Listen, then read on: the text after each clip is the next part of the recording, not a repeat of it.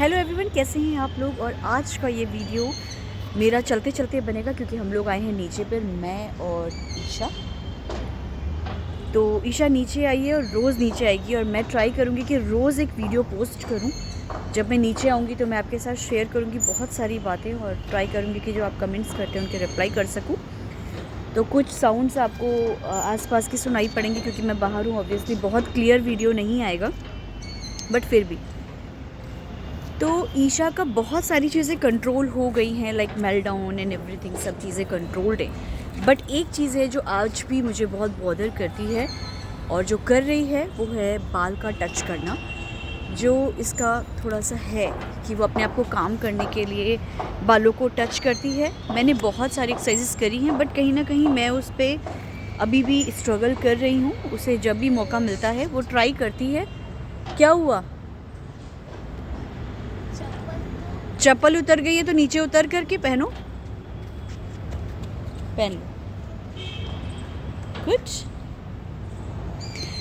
तो आप मुझे बताना कि अगर आप भी ऐसी चीज़ें फेस कर रहे हो और कुछ ऐसी टेक्निक्स हैं जो आपके में रियली हेल्प कर रही हूँ। क्योंकि क्या हुआ? मैं झुला दूँ? ओके। तेज तेज की धीरे धीरे? धीरे धीरे। ओके। अभी मैं दिखाती हूँ कि ईशा को ठंडा लग रहा है तो ये ग्लव्स पहन के नहीं आई है। तो इसने क्या किया हुआ है, इसने देखिए इसकी स्लीव्स ऊपर कर रखी हैं, स्लीव्स ऊपर कर रखी हैं और जो है उसको ग्लव्स बना लिया है उसने।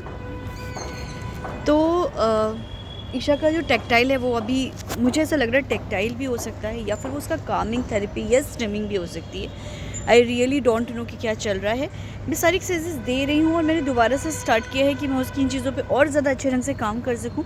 और यही रीज़न है कि मैं नीचे आई हूँ इसके साथ, कि मैं सारी तरीके की जितनी भी एक्सरसाइजेज होती है, क्योंकि पार्क से अच्छी जगह नहीं होती है बच्चों को एक्सरसाइज देने की, तो मैं इसको लेकर नीचे आई हुई हूँ ताकि ईशा को मैं सारी की सारी एक्सरसाइजेज दे सकूँ।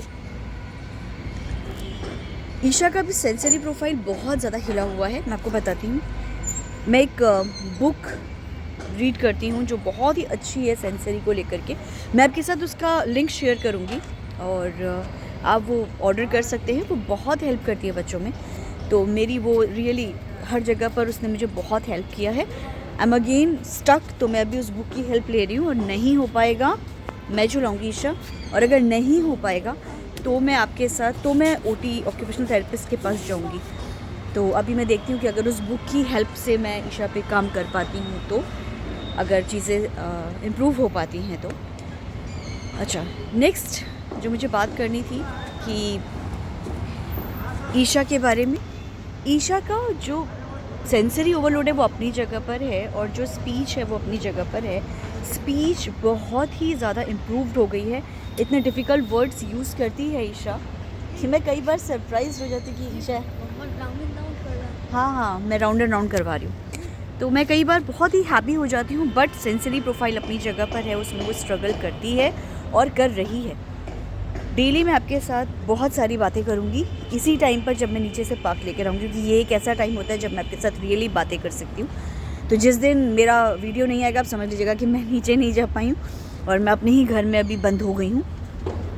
और ईशा का इम्प्रूव हो रहा है स्पीच का। तो मुझे ऐसा लगता है कि स्पीच ना एज के साथ हमेशा इम्प्रूव होती है। तो जिन पेरेंट्स को लगता है कि बच्चे भी इम्प्रूव नहीं कर रहे हैं, स्पीच बहुत अच्छे से नहीं हो रही, तो believe me and trust me कि आपका जो बच्चा है ना बहुत कुछ सीखता है एनवायरनमेंट से। और जैसे जैसे बच्चा बड़ा होता है ना, स्पीच इम्प्रूव होती है। बाकी आप लोगों ने, बहुत सारे लोगों ने मुझसे ऐसे क्वेश्चंस पूछे हैं कि ईशा की थेरेपीज़ कब हुई थी शुरू, कितनी थेरेपीज़ ली थी, कितने साल थेरेपीज़ ली थी। तो ईशा ने जो थेरेपीज़ ली थी वो उसके 3.25 साल से स्टार्ट हो गई थी। और जब कोविड चल रहा था ना, कोविड तक ईशा ने वो सारी थेरेपीज़ ली हैं। तो अप्रॉक्सीमेट ईशा ने शायद 6 साल तक, एग्जैक्ट नंबर मुझे याद नहीं है, बट 6 साल तक उसने स्पीच तो उसने 2 साल 3 साल ली है, लेकिन ओटी उसने करीबन 6 साल करीब ली है। और ओटी ने, जब मुझे ऐसा लगा कि ओटी में जाने से ज़्यादा उसके घर पे काम करने से फ़ायदा हो रहा है, तो मैंने उसका ओटी हटा दिया था। क्योंकि कोविड टाइम पे मैंने बहुत कुछ लर्न कर लिया था कुछ थेरेपिस्ट से सीखा था, कुछ अपने आप सीखा था, कुछ अपने एक्सपीरियंसेस से सीखा था, कुछ बुक से सीखा था और कुछ यूट्यूब के वीडियोस से सीखा था। तो बहुत सारी चीज़ों ने मुझे हेल्प किया था। और आज की डेट में ईशा की मैक्सिमम थेरेपी मतलब मुझे पता है कि क्या करना है, बट कभी कभी ना मैं स्टक हो जाती हूँ चीज़ों में। But again as a mother I am the best therapist for her at least. तो वो मुझे पता है कि क्या करना है। और मोर वीडियो की बस तुम्हें क्या चाहिए? मैं मोर वीडियो करूं कि बस ख़त्म कर दूं वीडियो? मोर वीडियो करूं। अच्छा, ईशा को ना अब ड्रीम्स भी आते हैं और वो मुझे बताती है कि मुझे ये ड्रीम आया था। हाँ, घर जाके क्या करोगे? तुम बताओ, घर जाके क्या करोगे? बताओ, तुमको क्या करना है? बताओ ईशा, बताओ, जल्दी बताओ। घर जाएंगे। उसे कुछ ऐसा बोलना है जो उसे पता है कि मम्मा ना कहेगी। हाँ बताओ, क्या क्या? घर जाएंगे, फिर मम्मा की ड्रेस पहन के क्लास लेगी। अच्छा, तो ड्रेस पहन के मतलब कि वो चुन्नी पहनेगी और वो बिल्कुल तैयार होगी और फिर मेरी तरह डांस की क्लास लेगी। तो इसके कहने का ये मतलब है कि मतलब मुझे एलेक्सा दे देना, ऐसे मत करने के भी एलेक्सा नहीं मिलेगा। ओके, ठीक है। सो ईशा ने मुझे रिसेंटली बताया है कि उसे ड्रीम्स आते हैं और ड्रीम्स उसको वो भयानक आते हैं जो उसके फियर होता है। जैसे कि उसको काऊ का फियर है, उसको ये फियर है कि मतलब मैं रोड पे निकलूँगी तो काऊ आ जाएगी। वही उसे ड्रीम में आते हैं, रोज़ 4:30 बजे सुबह आते हैं। तो वो मुझे बताती कि ड्रीम से मैं स्केयर्ड हो गई हूँ। And it is a very good thing कि मुझे पता है कि एग्जैक्टली क्या हो रहा है उसके साथ। इसके अलावा ईशा का बाकी लोगों से, लाइक मेरी फैमिली जो मेरी मम्मी आई हुई हैं जिनसे वो बहुत ओपनली बात नहीं कर पाती थी, अब उनको भी चीज़ें बताने लगी। तो it is a good thing कि उसका जनरलाइजेशन बहुत इम्प्रूव हो गया है। ऑब्वियसली क्योंकि मैं उसको नहीं मिलती हूँ तो जो मिलता है वो उसको बताती है। तो मुझे ऐसा लगता है कि कहीं ना कहीं उसका और अच्छा इस चीज़ से डेवलपमेंट हो रहा है और मम्मी से भी बहुत सारे न्यू वर्ड से सीखती है, न्यू चीज़ें लर्न करती है, उनसे हिंदी पढ़ती है और हिंदी भी उसकी इम्प्रूव हो रही है। सो ये सारी चीज़ें चल रही हैं। मेरे साथ वो बहुत सारी चीज़ें करती है, डैडी के साथ बहुत सारी चीज़ें करती है, मेरे यहाँ हेल्पर्स हैं उनसे भी बहुत कुछ लर्न करती है। तो वो अभी क्या सीख गई है कि कैसे सरवाइव करना है, वो उसमें आ गया है कि मैं कैसे सरवाइव कर सकती हूँ। ईशा, आप क्या करोगे? आराम से, धीरे, स्लो। यस, अब नेक्स्ट। घर जाके बातें, पढ़ाई, मम्मा की क्लास लेने। अच्छा, आप क्लास लोगे ना? अभी क्या करने जा रहे हो? स्लाइड की ये वाला स्विंग की वो वाला? वो वाली स्विंग। वो वाली स्विंग करोगे? कर लो। तो मैं क्यों स्विंग में लेकर आई हूँ, क्योंकि जितना स्विंग उसे मैं यहाँ दे सकती हूँ उतना स्विंग उसे घर पे नहीं मिल सकता। घर पे अभी क्या है, मैंने ट्रैम्पोलिन, और एक्चुअली में एक चीज़ जो मिस हो गई थी वो ये मिस हो गई थी कि मैंने ईशा का एक प्रॉपर थेरेपी देना बंद कर दिया था।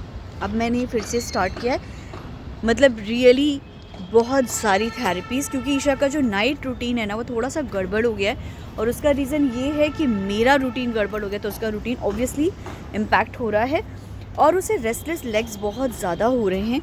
जबकि मैंने उसकी सारी मेडिकल जो भी चीज़ें, जो भी टेस्ट होते हैं वो सब करवा लिए हैं।